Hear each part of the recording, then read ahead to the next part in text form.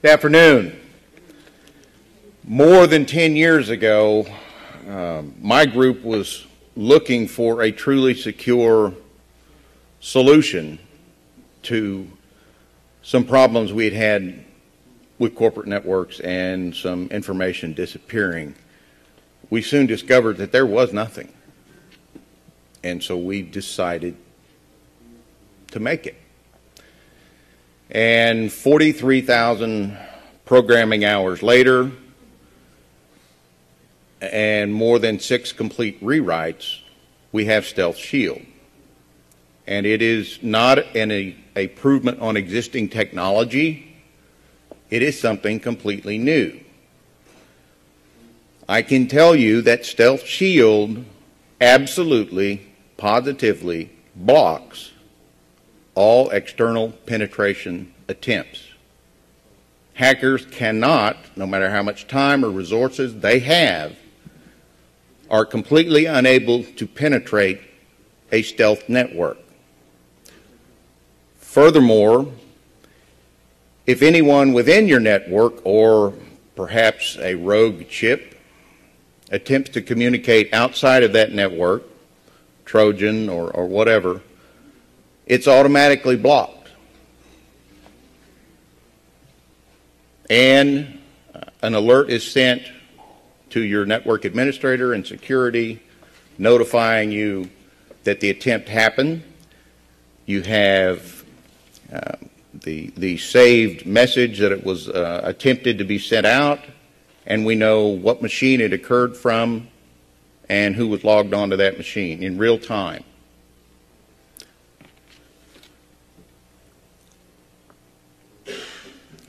Once again, it completely blocks all external penetration attempts. When you install Sttealth on your management server and deploy it throughout your network, you determine who it talks to, both within and without side of that network. We use the internet for communications, but we're effectively not part of it. You cannot see a stealth network from outside. If you're on another stealth network, you still can't see anything to which you are not authorized to see. With that, I think we've... Oh, yeah. Go ahead and push to that. Add the capabilities of stealth to the PSI key, and you have an impenetrable, invulnerable, invisible device. You have complete protection. No one else can do that. Thank you for your time. One more comment. Sure. As you see up here, we also have, along with the integration into the solution for a computer you can take with you anywhere, use anywhere, and know that you are in your own trusted environment. We are also taking that a step further and integrating it, or in the process of integrating it, into a hardened solution for the BYOD phenomenon that we're experiencing. So that is on the very near horizon. This solution, all encapsulated with these 3 products together to create the PSI Stealth, will then be a BYOD solution as well. So, thanks.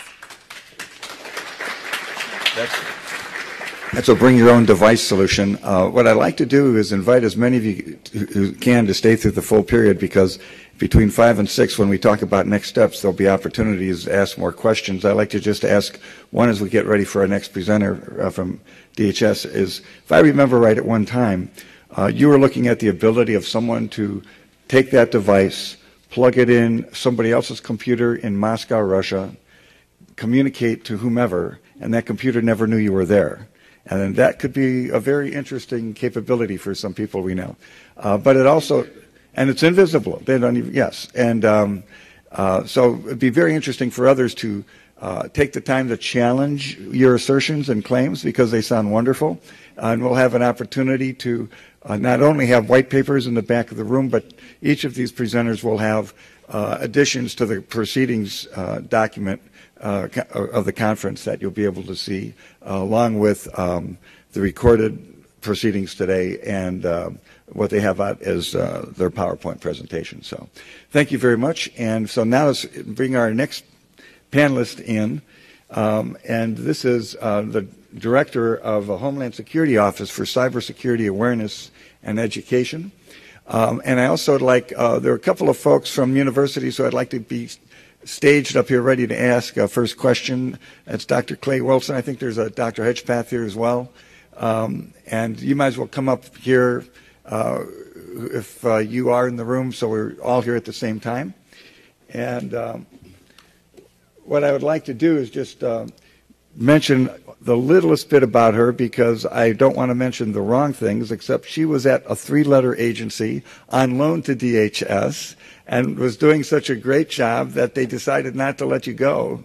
But she's forming a critical role of orchestrating the activities within DHS to create cyber awareness and support education, like all the universities that are creating centers of excellence.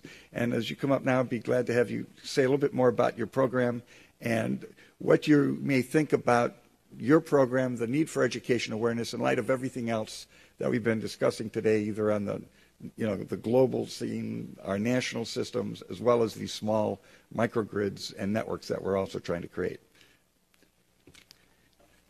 And this is Peggy Maxson. And Clay, are you here? Come on up. You're still here. You're welcome to join me up here. Thank you, Chuck. And hello to everybody at this very late hour in the day, and I'm going to wake you all up. And I want you to come play with us. As Chuck said, I'm at DHS. I'm the Director of the National Cybersecurity Education Strategy, but I also play very much on what is called the NICE initiative. How many here have heard of the NICE initiative? The nicest initiative on the face of the planet. I'm nice. There are a couple. But I don't know if that's That doesn't count, Chuck. The NICE initiative is the National Initiative for Cybersecurity Education, and it's actually led by NIST. However, DHS leads 3 of the 4 subcomponents, and therefore we play a very, very active role. And we're developing some capabilities that I want to make sure that you're aware of, and also, how these capabilities serve the industry community, the military community. I'm glad to see brethren in uniform in the room. The civilian community, the academic community. And this is all about awareness of the public on the cybersecurity threat and keeping people safe online. It is also about broadening the pool and building the national cybersecurity workforce that is workforce across government, academia, industry to meet the needs of today. As we all know, and this is just the right time to be pursuing this. When I talk to those who have been doing information assurance or for years and years and years, I tell them, some of them come and say, we've been doing this for years. Why is it all of a sudden a big deal? Well, it's cool now. It's really cool because every aspect of cybersecurity affects every aspect of our daily life. This is it's a national imperative. Cybersecurity appeared in the National Security Strategy for the first time in 2008. That's how relatively new this whole field of cybersecurity is. NICE, the National Initiative for Cybersecurity Education, actually followed 2 presidential directives under 2 administrations. Under the Bush administration, with what we had was the Comprehensive National Cyber Initiative, pretty much done within the government, but it was the first nationally recognized recognition of the cyber threat.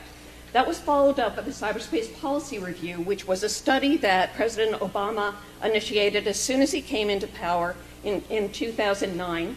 And in that, he devoted an entire chapter to the need for awareness and education across the nation and the building of a strong cybersecurity workforce.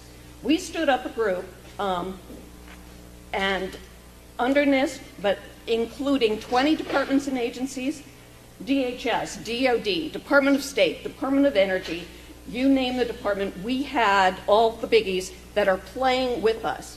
But having the government address the solution isn't going to fix it. This is partnership with academia. It's partnership with industry. So I just want to mention a few of the products that we've been working on. And I'll go into I call this my Christmas bag. It's got chains on it, so I sound like Marley. You know, it scares them. There.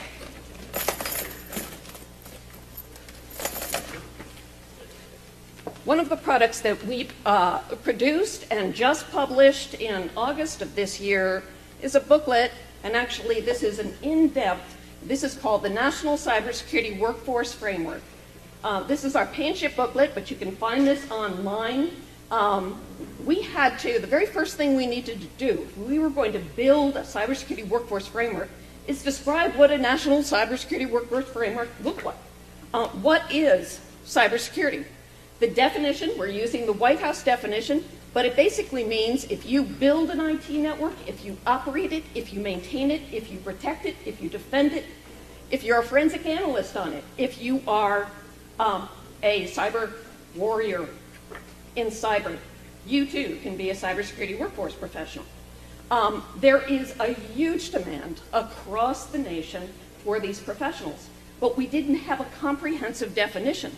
So people would be working, our comprehensive definition right now is 31 functional roles that can be combined in a range of different ways to build strong job descriptions and also lay a path for kindergarten through 20 schools to start preparing people for these fields.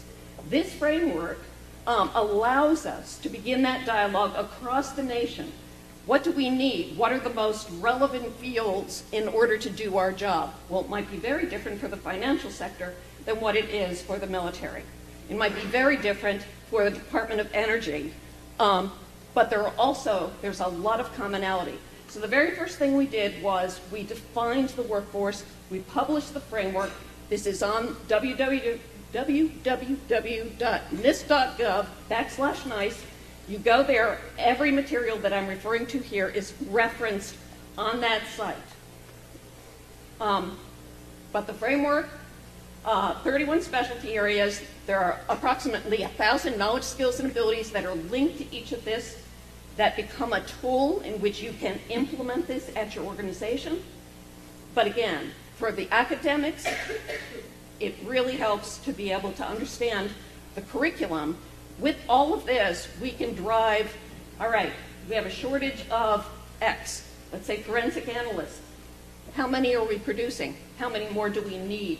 This allows us to start that dialogue and to reach across the nation to drive that demand and the supply. So I have a few of those here. The other thing that we're doing, I specifically focus on the training and professionalization track, but we work very closely with the people who have launched the Stop, Think, Connect campaign at DHS. We also work very, very closely, and some of the people in my office work directly with what we call the Centers for Academic Excellence. Now, I talked about K through 20. One of our major focuses for quite a few years has been in the four-year universities. Centers for Academic Excellence is a huge program. We have 166 universities across the nation that have gotten the NSA DHS designation as a Center for Academic Excellence. This means that they have a curriculum that supports the development of cybersecurity professionals. There are tons more universities, and if you are representing a university today here and you're not a Center for Academic Excellence, but you want to become one and get that designation, you certainly can. You don't have to have that, but a lot of the employers are looking at these centers and saying, okay, I know that I've got that endorsement from NSA and DHS, and I am, in a financial institution in Utah, so those graduates may be worth my time. So I think it's a real generator. It focuses on those universities. About 3 years ago, we added two-year colleges to that mix. So we have a CAE 2Y designation as well, and building out that force. So we have those huge programs. When we looked at K through 12, because we realized that, as we're looking at the universities, that's wonderful, but you don't build someone with computer expertise by just starting the program there. Science, technology, engineering, and math, those interests, and encouraging the interest in computer science and other related fields begins much, much earlier.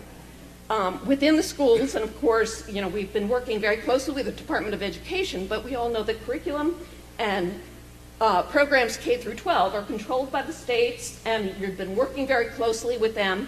But what we've been able to do is work more on extracurricular activities, which provide information for the schools. But if you look at the Girl Scouts, the Boy Scouts, the 4-H clubs, they all have programs on cybersecurity now. But we're also supporting competitions across the nation. Again, this stimulates the use of these skills and gets them into thinking that these are really cool places to work. So this is all going on together. So as we had all these pieces, we decided that we needed one place that we could facilitate this. I did a poll on the internet one time looking for cyber camps. These are camps that are, across the nation. And I must have had 150,000 hits, just cyber camps. But it's very, very difficult if you want to pursue a path to understand what is your next step. If you're a student and you're in the 8th grade and your parents are thinking, I want my child to go to college, but what college should I send them to, and how am I going to pay for it, and all of this, you have to check a million different places for scholarships, all that kind of information. So DHS has been building and will be releasing by 1 January a public-facing web portal called the NICS portal, the National Institute for Cybersecurity Studies portal, that is going to be a one-stop shop to receive any kind of awareness activity. If you want to go in, become a friend of the campaign with a Stop Think campaign for DHS, or find other awareness, cybersecurity awareness materials within your area, you can go here and go to the awareness tab. You go to the education tab, you can find internships, scholarships, universities that you could go to, all of that information. You can also go to the career page and find out about the various careers. And then on the training and professional development page, we are building a training catalog, which we are inviting in January. We're going to release the training catalog portion in March or so. That's our planned date, because we want time to roll out the process to industry at large. If you teach cybersecurity, we want you to come in, map your catalog offerings to the framework, and we'll put it on a centralized website so that people can say, I am a cybersecurity professional, I'm an entry level, I want to proceed to a journeyman level, how do I get there? And you can go into this catalog, enter forensic analyst, look for training opportunities, and these can be commercial training opportunities. The government can't train everybody, and we don't want to. There's lots of industry out there that provide incredibly great training, and we want to make sure that all this opportunity is out there for you. So there is plenty of room for all of you to play in what we're doing. We are having next week, we're having the professionalization seminars. One of the biggest questions is cybersecurity a profession? What makes, if you're a forensic analyst, should you be professionalized? Should you be certified? What is required in order to ensure that how you perform your duty is really good? So we have amassed, we partnered with the National Academy of Sciences. They are running these professionalization seminars for us. And we had a board chosen of industry, academia, and government advisors who are running this. And it is open to the public. So again, on the NIST site, if you're interested in attending something like that, those seminars are taking place next week, Tuesday and Wednesday. Tuesday and Wednesday? 12th and 13th. This is just a flavoring of the kinds of things that we're calling together. But again, our objectives are threefold. One, awareness for the nation. This is changing the culture of the way people think. When your grandmother, well, God rest her soul, you know, whether you're a senior citizen or whether you are a parent of a child who knows more about the computer than you do, or, you know, anything in between, we want to make sure that there are materials out there that you can access readily that will teach you how to operate, because each individual will have a role in protecting the nation as well, keeping your own computer safe. And then broadening the pool, working across the nation at the educational levels K through 20. We're working all of those. And then, you know, making sure that we build a robust, internationally competitive cybersecurity workforce to keep the nation secure. So, you know, it's a small job, but somebody's got to do it. And we need your help. So we have been very open, very public with all the work that we've been doing, all of our discussions and our conferences. We've had multiple conferences. Unfortunately, Sandy, the hurricane version, ruined the nice workshop that was supposed to be held this past October. We have this as a yearly event, but we attend other conferences like the Center for the Colloquium for Information System Security Educators, and the FASIA conference, the Federal Information System Security Educators Association. I'm so good with these acronyms. And we're out there, and we're on the website, www.nist.gov. I'm told if I repeat it 12 times, you'll remember it. So I'm not going to do it 12, but /NICE. We'll have all this information. That is not yet the NICS website, which will be interactive. The NICS website, however, you will be able to access from that site once it goes live. So that's all I have for you today, and I would love to take your questions. If you have. Thank you. Dr. Clay Wilson, who runs the program at UMUC, will begin with the first question. I think there may be a Dr. Hedgepath in, but he may be off doing another session. But if he's here, he can come forward. And similarly, we'll have time for a couple other questions. If you have them, if you can come to the front of the room on either side, I'll spot you and bring a mic. But let me start with Dr. Wilson.